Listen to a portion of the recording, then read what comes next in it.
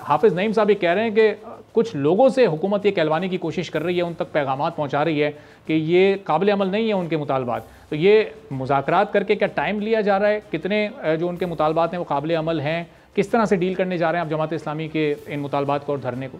देखिए, सबसे पहली बात तो ये कि टेक्निकल कमेटीज बन गई हैं, कोई टाइम गेन नहीं किया जा रहा। उनके जो मुतालबात हैं बिल्कुल सराखों में हकायक में रहते हुए जो मुमकिन को दे सकते हैं, हम ऑलरेडी उसके ऊपर काम कर रहे हैं।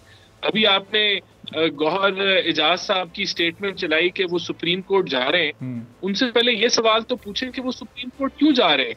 वो तो इस मुल्क के वजीर दाखिला रह चुके हैं, इस मुल्क के जो हैं वो कॉमर्स के फेडरल मिनिस्टर रह चुके हैं, तब तो उन्होंने चूं भी नहीं की इस मामले पर। तो आज जो है ये इतने बड़े बड़े आइडियाज जो ये लेके आ रहे हैं, असल में ये अवाम को गुमराह कर रहे हैं। देखिए, कैपेसिटी पेमेंट बिल्कुल हम ऑडिट कर रहे हैं, हम पहले ही ऑडिट कर रहे हैं, हमें फोरेंसिक ऑडिट से कोई मसला नहीं है।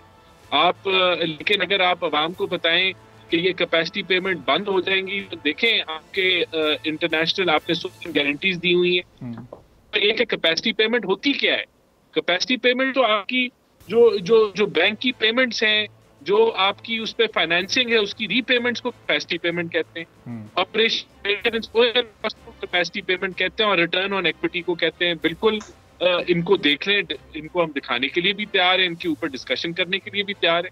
लेकिन असल मामला क्या है कि आज ये कैपेसिटी पेमेंट का बोझ क्यों बना हुआ है? वो इसलिए बना हुआ है कि जो इंडस्ट्रियलाइजेशन होनी थी 2019 में, 2020 में, 2021 में, 2022 में, वो नहीं हुई। जो चाइना का सीपेक का फेज 2 था, जहां इंडस्ट्री रिलोकेट होनी थी पाकिस्तान में, वो नहीं हुई, जिसकी वजह से आज ये बोझ बन के अगर यही इंडस्ट्रियलाइजेशन हो जाती और बिजली की खपत उस इंडस्ट्री में हो जाती तो ये कैपेसिटी पेमेंट महसूस ना होती। तो असल जो मुद्दा है वो तो लायक जो 3.5-4 साल उसकी वजह से एक कैपेसिटी, बाकी आप ये कहें कि जो आपकी डिवैल्यूएशन उसकी एक मेजर वजह है जो कैपेसिटी। अच्छा ना साहब, जो फॉरेन इन्वेस्टर्स जो हैं, ये जो फॉरेन ओनर्स हैं आईपीपीज़ के, चलें उनसे बात करना बड़ा मुश्किल है, वो इंटरनेशनल एग्रीमेंट्स हैं।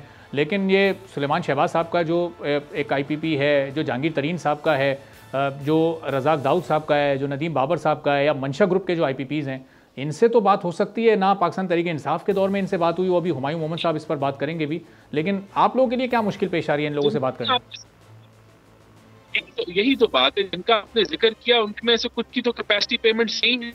अच्छा, सारों की तो ये तो मॉडल पे भी हैं, रंग नहीं देना चाहिए। और जो पाकिस्तानी मुआहदे भी हैं, मिसाल के तौर पे हुकूमत पाकिस्तान की भी आईपीपीज हैं, अच्छा, उनकी भी कैपेसिटी पेमेंट है। क्या कैसे है? देखें, वो अगर एडीबी की फाइनेंसिंग है, एशियन डेवलपमेंट बैंक, तो अगर वो प्लांट चले, किस तो जानी है, वो किस जानी है, वो उसको कैपेसिटी पेमेंट कहते हैं। सब्सक्राइब करें और बेल दबाएं ताकि कोई खबर रह न जाए।